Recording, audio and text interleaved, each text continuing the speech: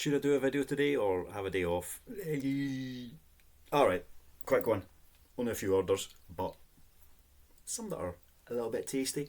And there's also a few orders that have come in so far today, which I'll get to in the next one. And a couple of them are very tasty indeed. So, subscribe, watch the next one, whatever you got to do.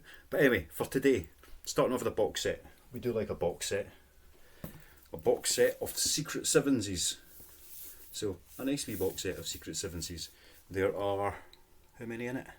What was it, 16? Yeah, 16 books in that in total. So 1 to 15 and a book of short stories on the side.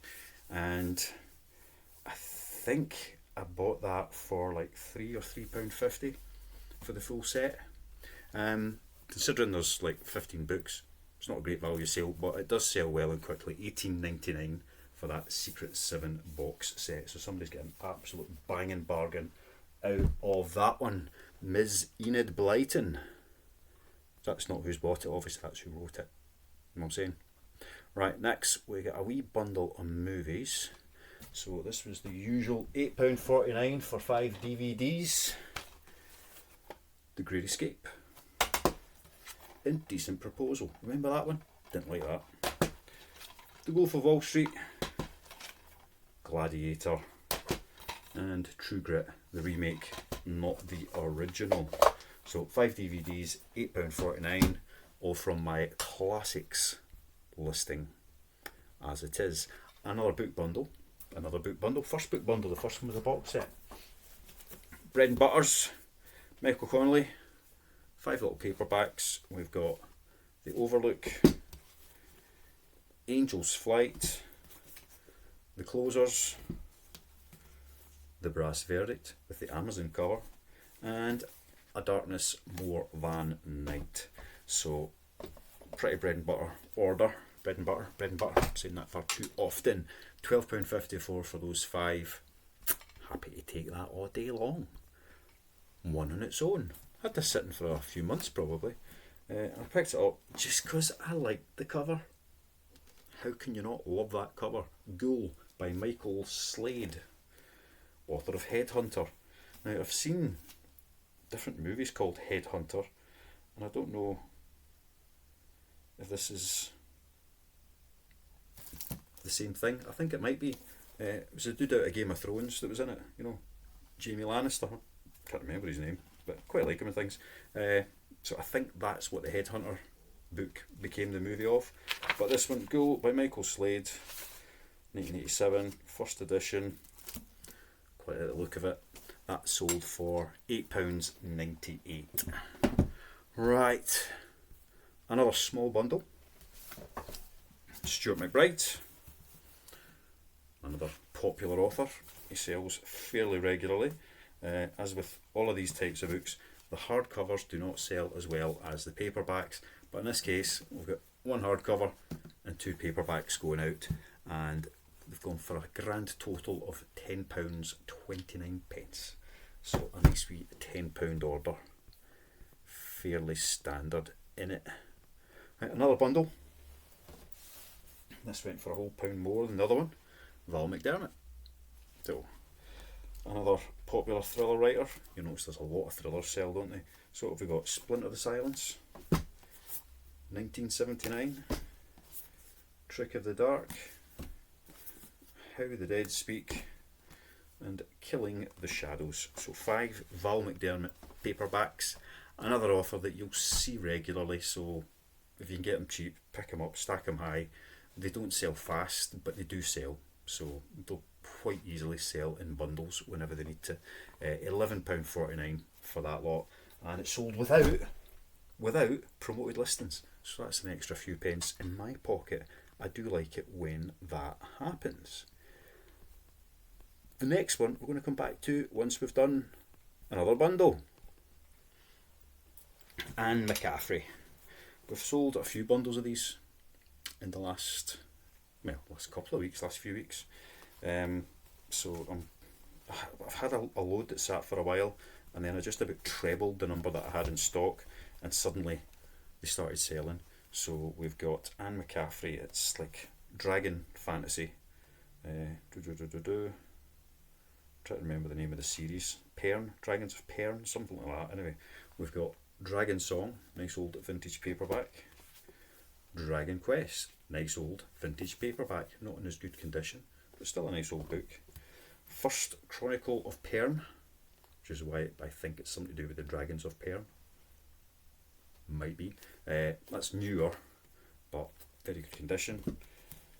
Skies of Pern, so more dragony things. Again, good condition and not particularly vintage, but a good nick paperback. And then a wee BCA hardcover, which seems out of sequence with the Dragon books, and that's Freedom's Ransom, which I find a bit of a tongue twister. I don't know why. And that's the fourth in the brilliant Cateni sequence. So Anne McCaffrey seems to be selling quite well at the moment. I don't know if she's still a current author or what. I just saw dragons, so I picked them up, and they're selling. You know, what can I say? Those five, £14.49 for the five of those. So again, quite a nice wee sale. So let's say not a lot sold over the last 24 hours. I've got another 4 or 5 orders that have come in since, because I usually do this first thing in the morning. It's 10 to 4, so it's not first thing in the morning. So I've had a few more orders coming in. A couple of them are quite nice, but I'll be saving them for the next video. But the last one for today is Spycatcher by Peter Wright. Now, anyone that remembers the 80s, which could be all of you, could be none of you, I don't know, but I was about 13, 14 when this came out.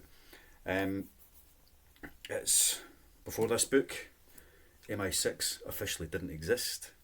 This is the one that kind of opened the floodgates and forced them to admit that we had spies that spied, and that we had secret intelligence agencies that were operating completely above and beyond the law all over the world.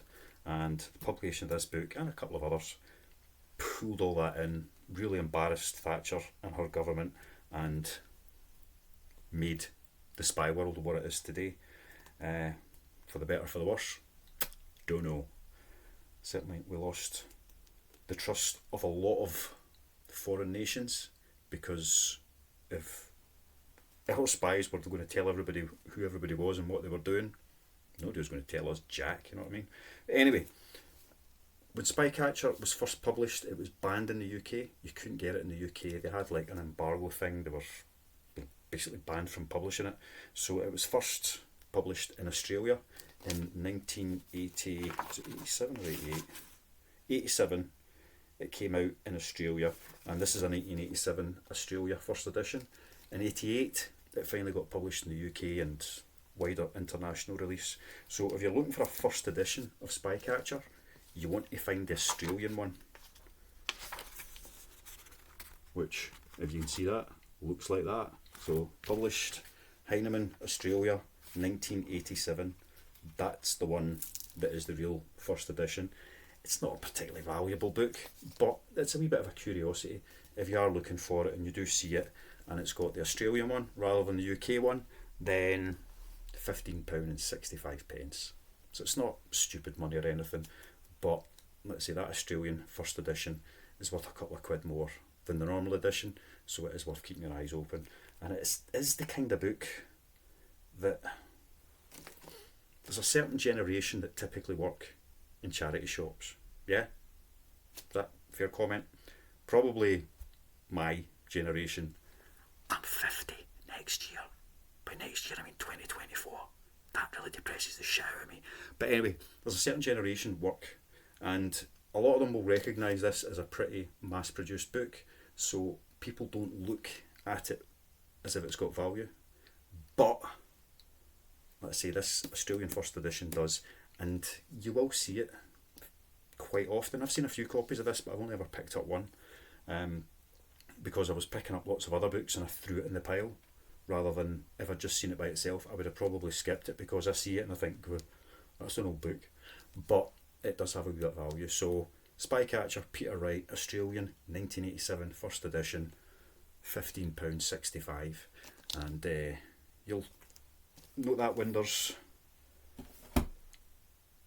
a certain demographic tend to work in charity shops, you get two problems with that.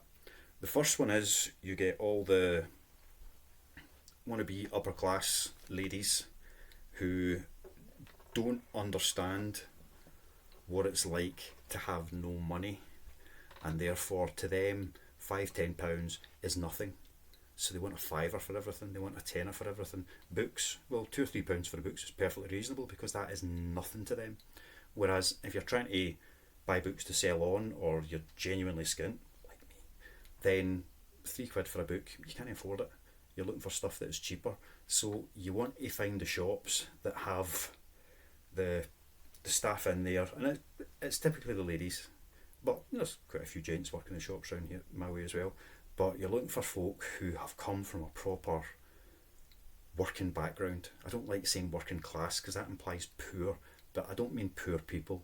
I mean people who really do understand the value of money and haven't had hubby with a cushy job feeding them and dressing them and clothing them and leaving them with plenty of money to do what they want with over the years. People who really do appreciate the money. I mean, you go into those shops, they're the places where they price things just to get them moving and get them sold, and it tends to be the smaller charity shops, not the big massive chains.